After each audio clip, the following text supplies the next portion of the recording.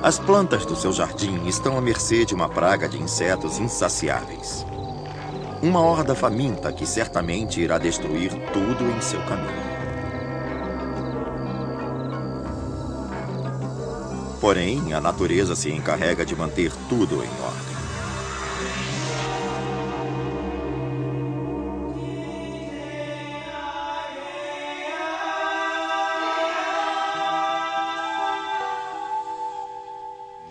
O mundo secreto dos jardins. Louva a Deus. Distribuição Sinapse.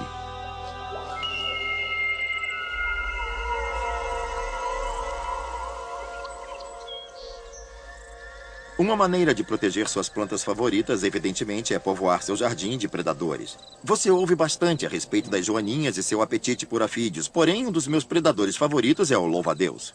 Eles são bem melhores de se manter no seu jardim e são fascinantes de se olhar.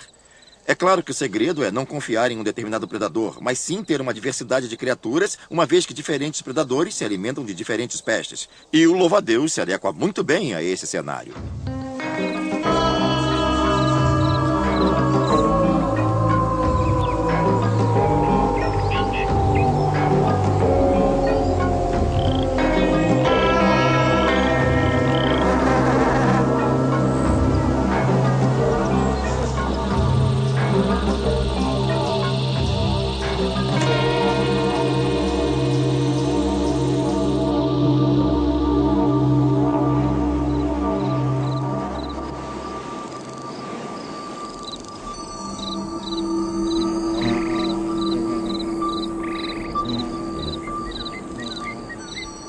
Em uma manhã de primavera, enquanto o sol aquece o jardim, os jovens louva-a-Deus começam a brotar na superfície. Eles passaram o inverno inteiro abrigados em uma dura e espumante massa de ovos e chegou a hora de centenas deles se contorcerem para fora de seus pequenos calabouços e ganharem céu aberto. Quando os jovens louva-a-Deus se esforçam para sair à superfície, eles se dispersam, pois se não tomarem cuidado quando a fome apertar, poderão ser devorados pelos próprios irmãos, e isso não é nada bom. É melhor que saiam e cuidem de suas próprias vidas. Tantos deles agrupados se tornam alvos fáceis para os predadores.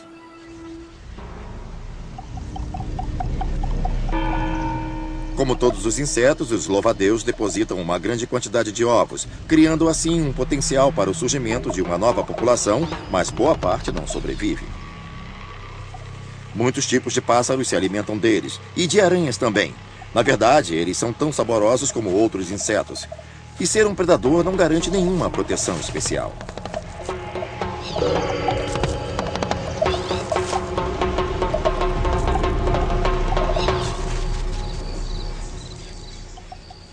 Apenas alguns desses jovens louva-a-Deus escaparão das garras da morte. Solitários em um enorme jardim cheio de perigos, todo dia é uma batalha pela sobrevivência. Mas se forem rápidos o bastante para iludirem e escaparem de seus inimigos, crescerão e atingirão a fase adulta no final do verão. Don't ever stop dreaming, even when things look dark. Hang on to your hopes, my friend. You can make a new start. Yesterday is behind us. Make the future your own. Though there will be some hills to climb, you won't ever back down.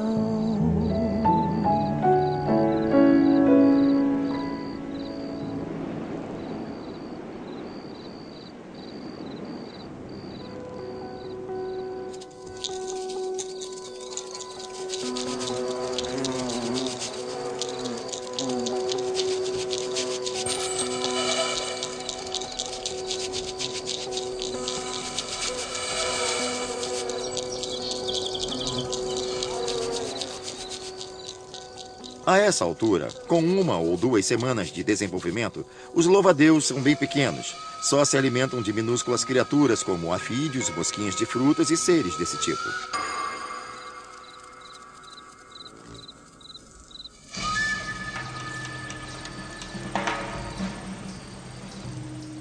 Basicamente, os louva-a-Deus vão atacar qualquer coisa que se mova. Eles não são exigentes, mas a presa tem que ter o tamanho certo. Até mesmo uma indefesa lagarta estará a salvo de um jovem louva-a-Deus se for muito grande para ele.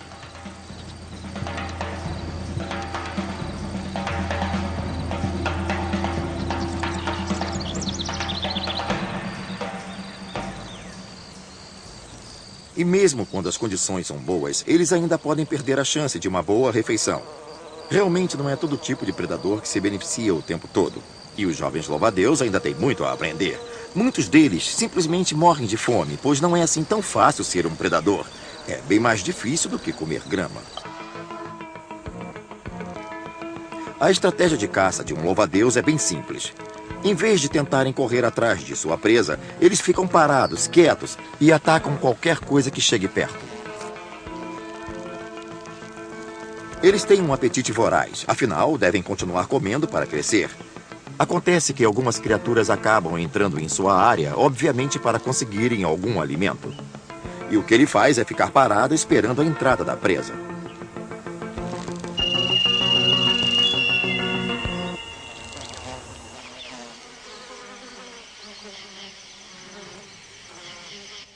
No mundo dos louva-a-Deus, tamanho é documento.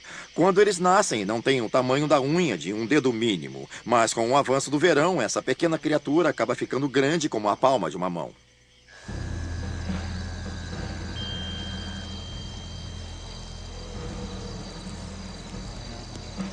Comendo tanto assim, o louva-a-Deus cresce até o quanto o seu exoesqueleto o permitir. Sua superfície é bem rígida e não expandirá além de um certo ponto. Portanto, se a criatura quer crescer ainda mais, nesse ponto, ela deve se livrar da velha pele e emergir com uma pele nova, macia e flexível, que permite sua expansão.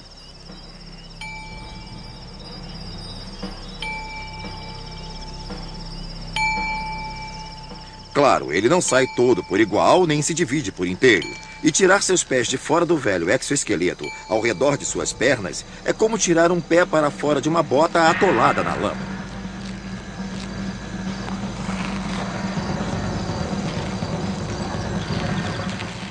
Esse é um momento muito vulnerável para o louva-a-Deus. Eles ficam completamente imobilizados por até 1 hora, à mercê de qualquer grande predador de jardim que note sua presença.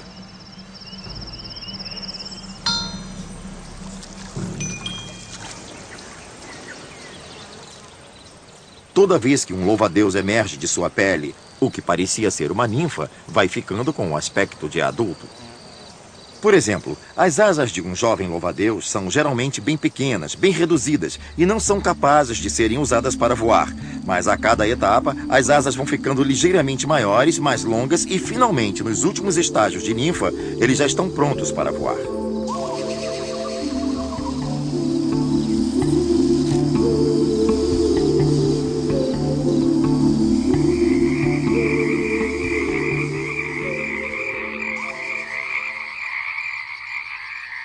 Para que um louva-a-Deus cresça em seu ritmo máximo, ele precisa caçar e comer constantemente. Por isso, não importa se é dia ou noite, eles adoram caçar o tempo todo.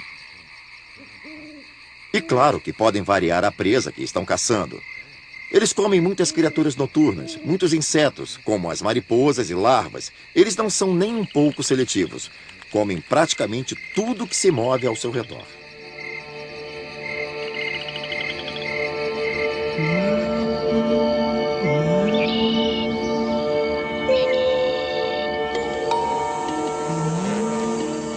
Para se criar um jardim saudável, cheio de insetos, e eu não acho que um jardim pode ser considerado saudável se não tiver um monte deles, você precisa de uma variedade de espécies de plantas, para que todo tipo de inseto tenha um lugar para chamar de lar.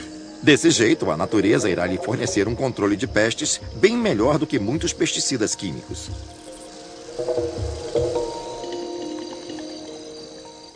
A maioria dos controladores de pestes do seu jardim são silenciosos. Existem muitos agentes parasitários e vários tipos de doenças na natureza, mas é muito difícil observá-los diretamente. Com os louva-a-Deus você consegue ver alguma ação. Eles atacam praticamente qualquer coisa e são grandes e lentos o bastante para que você possa vê-los trabalhando no seu jardim. Isso ao menos lhe dá alguma esperança de que seu jardim não ficará completamente à mercê de todo tipo de insetos comedores de plantas.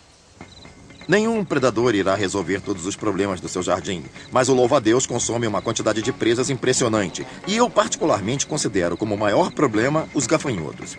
Quando se tornam grandes, eles podem causar um dano enorme à vegetação de um jardim, e os louva-a-Deus ficarão bem contentes de os terem como presas.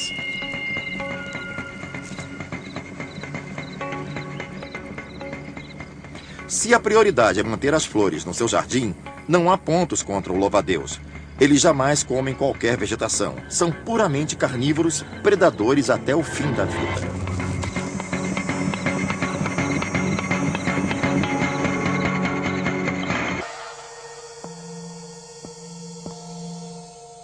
Se você quer preparar uma estratégia, uma emboscada para esperar uma presa, uma das coisas que deve fazer é desaparecer na paisagem. Os louva-a-Deus têm uma maneira elaborada de se camuflarem e desaparecer no meio ambiente.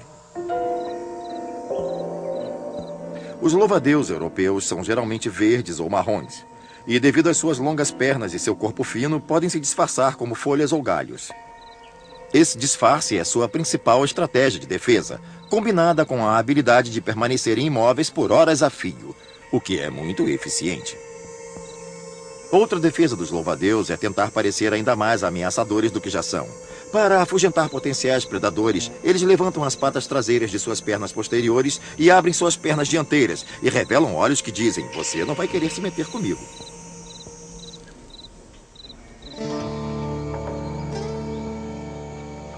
Algumas vezes, os louva-a-Deus dos países tropicais têm disfarces ainda mais elaborados. Alguns deles são estruturados para parecerem folhas mortas. Outros, como flores, talvez uma orquídea ou alguma outra espécie específica de seu próprio habitat.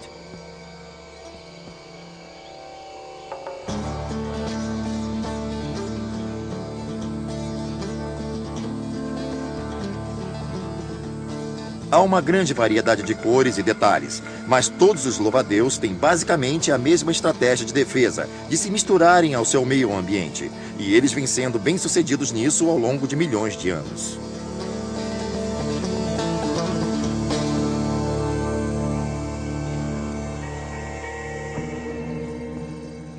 Os louva-a-Deus são criaturas especiais. Eles têm algo que muitos insetos não possuem: um sistema de visão binocular. Ambos os olhos são localizados na frente da cabeça, como nos humanos ou nas águias e falcões.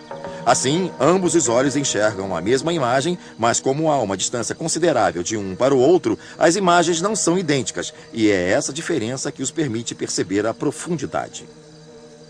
E sua percepção de profundidade é essencial para que sejam capazes de atacar a presa com precisão.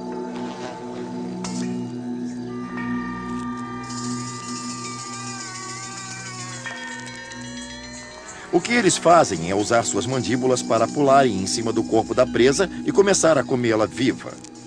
E suas mandíbulas são bem poderosas para poderem penetrar o exoesqueleto de praticamente qualquer coisa que pegarem.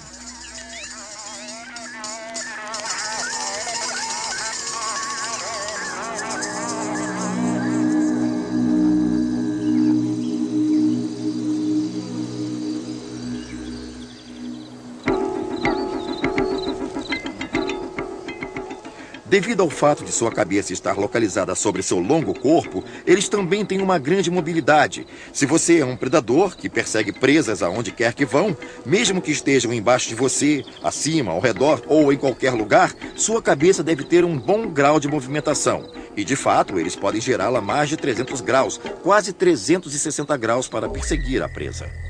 Então, o que eles fazem é ficar numa área de tráfego intenso. Você vai ver que os louva-a-Deus irão achar um cacho de frutas ou de flores e vão ficar ali no meio do cacho, só esperando.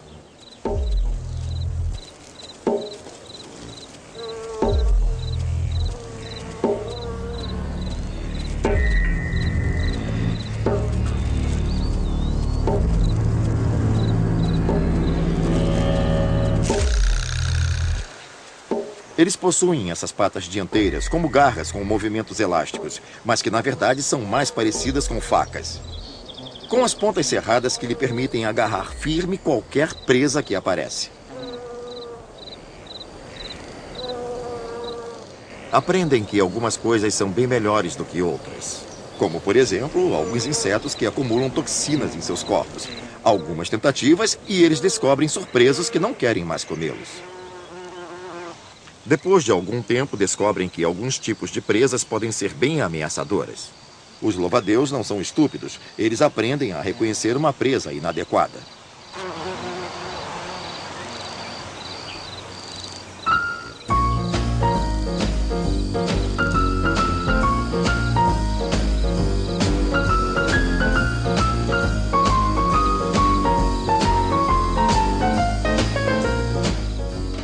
Observar os louva-a-Deus pode ser bem monótono. Eles passam horas e horas se arrumando, certificando-se de que toda a sua superfície, todos os seus espinhos cerrados em suas patas dianteiras estão em forma, limpos e livres de bactérias, armados e prontos para atacar.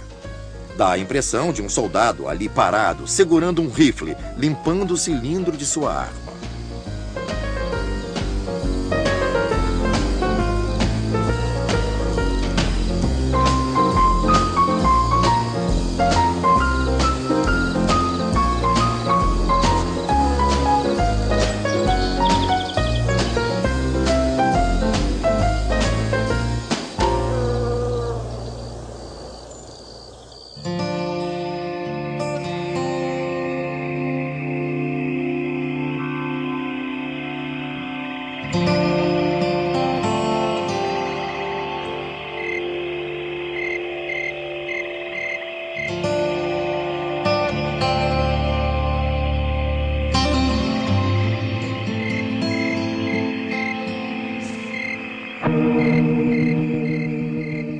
A hora em que os louva-a-Deus estão mais vulneráveis é quando estão voando. Se um louva-a-Deus está voando à noite, por exemplo, é presa fácil para os morcegos. Porém, eles têm ouvidos entre suas duas pernas traseiras, que parecem estar sintonizados na alta frequência dos pulsos sonares dos morcegos. Então, enquanto o louva-a-Deus voa, ele detecta a presença de um morcego caçando ao redor. E se o morcego está próximo demais, eles ou dobram suas asas e caem no solo, torcendo para que o morcego não seja capaz de segui-los tão rápido, ou então executam manobras evasivas, fazem um zigue-zague até caírem de tal forma que voam ligeiramente sobre a vegetação, cruzando-a, até onde haja obstáculos suficientes para confundir a habilidade dos morcegos em detectá-los com o seu sonar. É praticamente como faz um míssil, planando pelo topo das montanhas para que não possam ser detectados por um radar.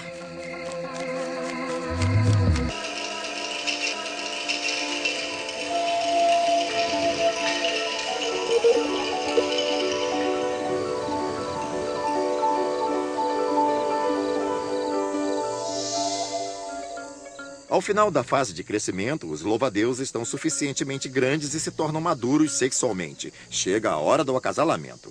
E o sexo vem com uma boa dose de risco. Esse risco é a crença popular de que os machos normalmente são comidos pelas parceiras no ato. Ah, mas isso não é tão comum. Apesar de que, às vezes, isso pode ocorrer. O que acontece é que as fêmeas ficam bem grandes e engravidam. Na verdade, os ovos se desenvolvem em seu interior. Os machos, enquanto isso, estão atrás de suas possíveis parceiras, procurando fêmeas. E quando as encontram, têm que se aproximar com cuidado para que sejam capazes de acasalar sem parecer uma presa. Então, eles têm que proceder com muita cautela.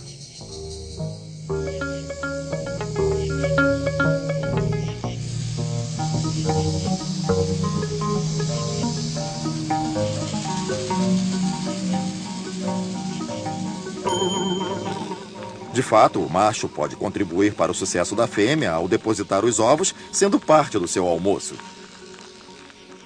E não há razão alguma que justifique que o macho ainda tenha sua parte superior do corpo durante o acasalamento. Ela pode comer sua cabeça, seu tórax, mas seu abdômen ainda continuará transferindo o esperma para dentro dela. Então, por que não comê-los? Uma vez que a fêmea já acasalou, Sua função é a de procurar um local adequado, normalmente um local protegido em um galho ou dentro de uma construção. Elas podem desovar praticamente em qualquer lugar do seu jardim. Ela irá depositar uma massa espumante repleta de ovos. Cada ovo é colocado em uma câmara separada e sobre elas é colocada uma camada de uma espécie de espuma. Mais ovos e, finalmente, no topo da massa de ovos, uma abertura com uma espécie de válvula, da qual emergem as larvas que vão sair desta massa. É realmente uma estrutura muito complexa, uma obra bem estruturada, e aparenta ser produzida num processo aleatório e disforme. Mas, na verdade, nós ainda temos muito a aprender em termos de construir estruturas simples e eficazes assim. Os louva-a-Deus estão mais avançados.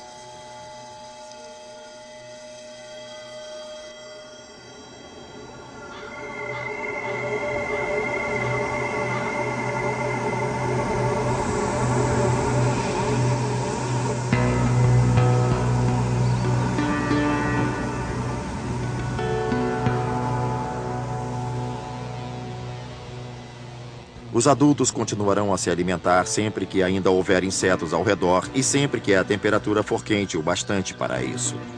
À medida em que o ano vai acabando e a temperatura baixando, eles diminuem o ritmo e às vezes simplesmente morrem.